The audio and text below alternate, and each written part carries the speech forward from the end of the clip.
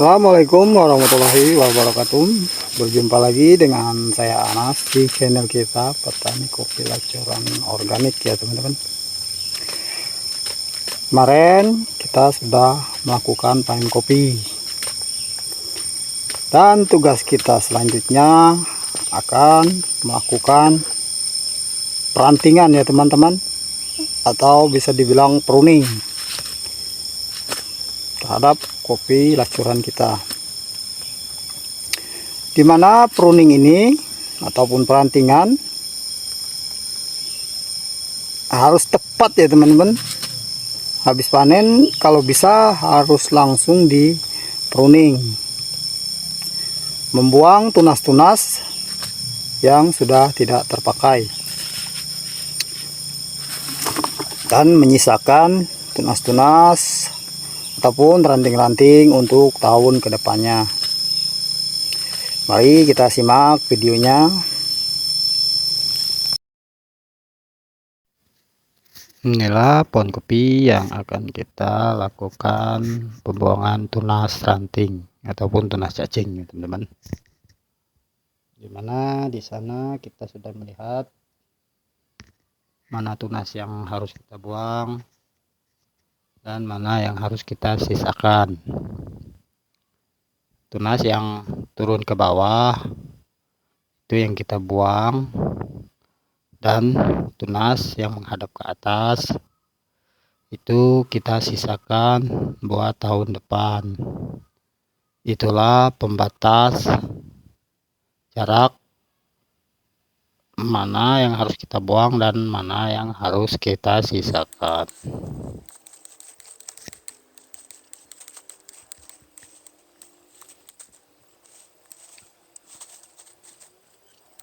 Beginilah prosesnya. Ini videonya saya percepat supaya tidak terlalu panjang, agar teman-teman tidak bosan melihatnya.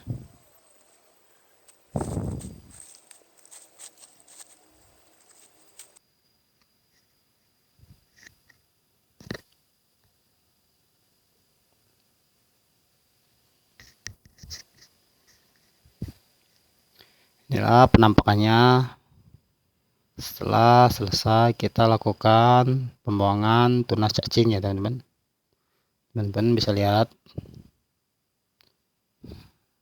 dimana cahaya matahari bisa menembus dan masuk ke area bawah tanaman kita. Dan ini cikal bakal ranting untuk tahun depan ya teman-teman. Dan ini daunnya bisa kita manfaatkan menjadi kompos. Nanti lama-lama akan menjadi kompos yang sangat baik buat tanaman kita.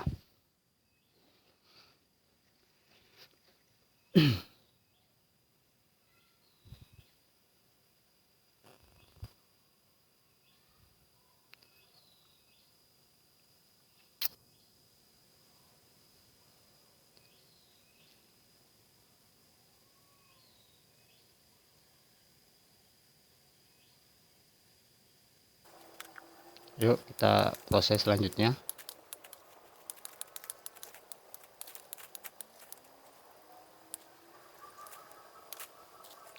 Teman-teman bisa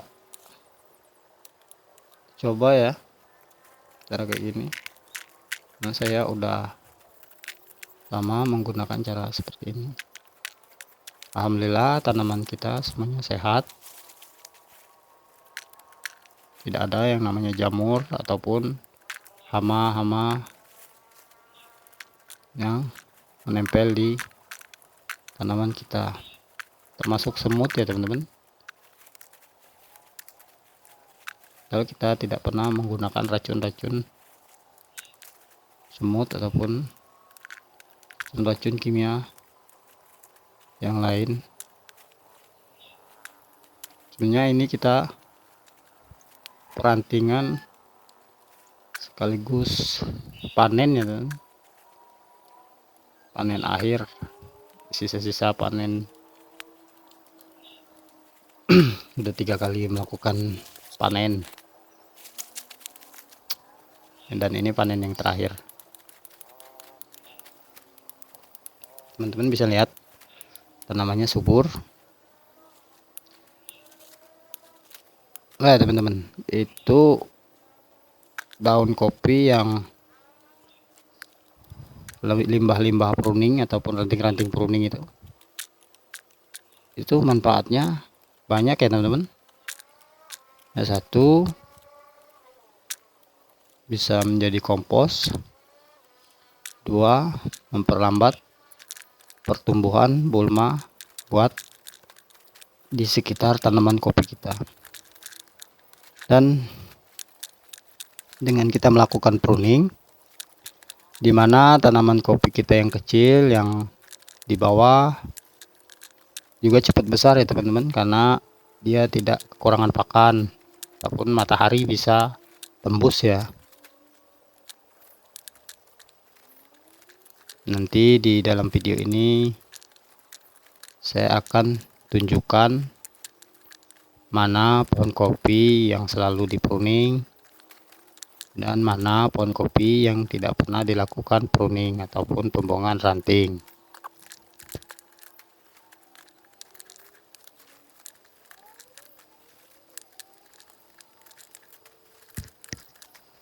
Kita nikmatin dulu videonya ya teman-teman. Ini saya ngisi audionya di rumah ya teman-teman, karena tidak bisa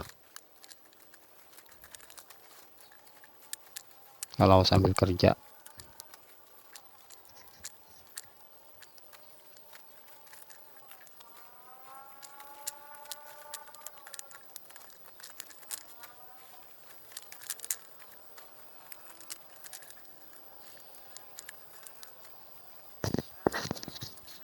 Ini sangat bagus. Ini kita lakukan pruning secepatnya. Kenapa harus cepat? Karena di bulan Juli ini pengeluaran kembang itu udah pas ya teman-teman. Sudah waktunya kembang buat tahun depan.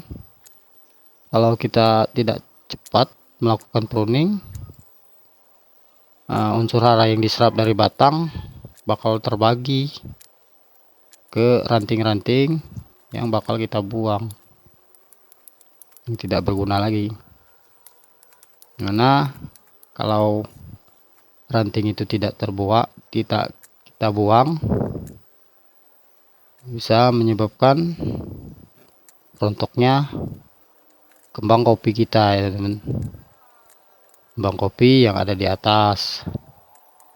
Apalagi kalau sampai kembang kopi itu sudah berbentuk buah baru kita lakukan pruning, otomatis hasil tahun depan sangatlah berkurang, bahkan bisa menyebabkan kopi kita mati. Nanti ada videonya di dalam ini, kita lihatkan videonya. Inilah hasil akhirnya. Nah di sini kita bisa pruning menggunakan gunting. Kalau tidak punya gunting, kita bisa menggunakan golok ya teman-teman, sama saja.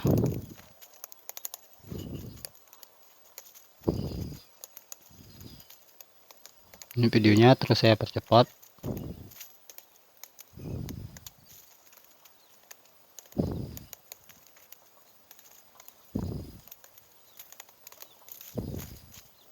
Biar tidak terlalu lama.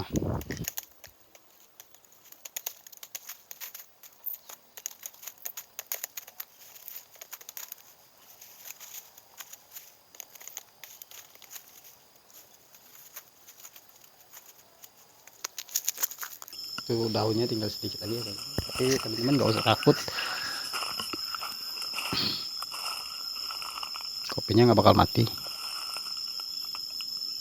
Nah ini kita sisakan sedikit ya teman-teman, itu buahnya kurang lebih segitulah. Ini belum kita lakukan pruning.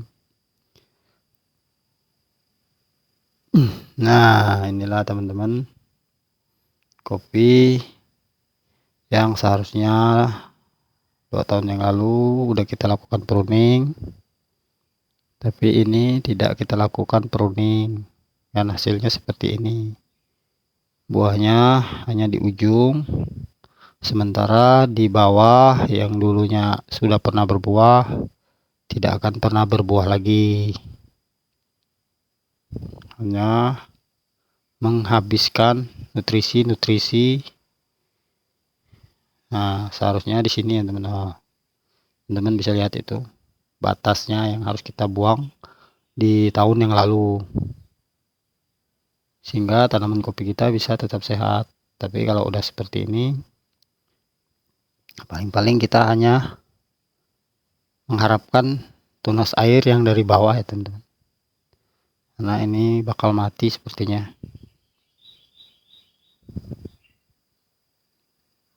Teman-teman bisa lihat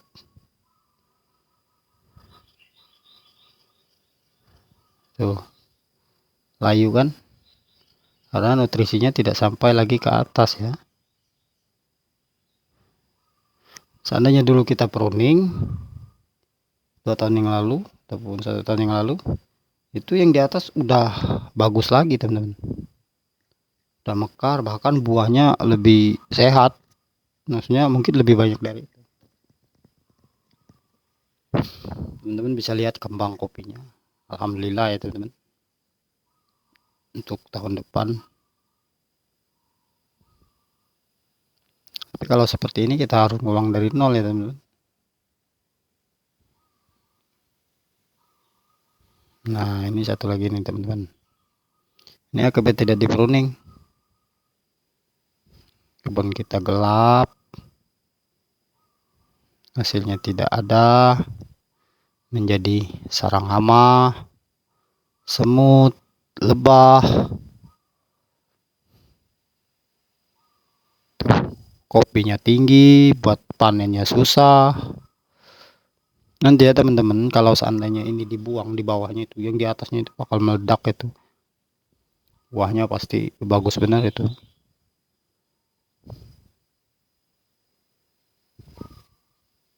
Nih, ini kan ada tunas baru tuh. Itu seharusnya dibagusin ya. Ini kebun orang ya teman-teman. Kita cuman ngambil contohnya saja. Di sini juga nanti saya bakal tunjukkan contoh kebun kopi yang sering dilakukan pruning ya teman-teman. Teman-teman nanti bisa lihat hasilnya bagaimana, walaupun hanya sedikit.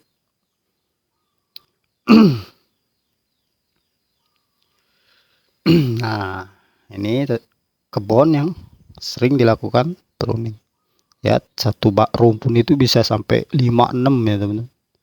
Buahnya hanya di ujung batang ya, ujung sekali nih. Ini tapi buahnya lumayan ya teman-teman. Tuh, padat full buahnya, karena yang diserap dari batang itu sampai ke atas, tidak terbagi. Mending teman-teman perbanyak tunas air, nggak apa-apa 5-6, yang penting rajin kita pruning. Tuh, lihatin, bagus kan?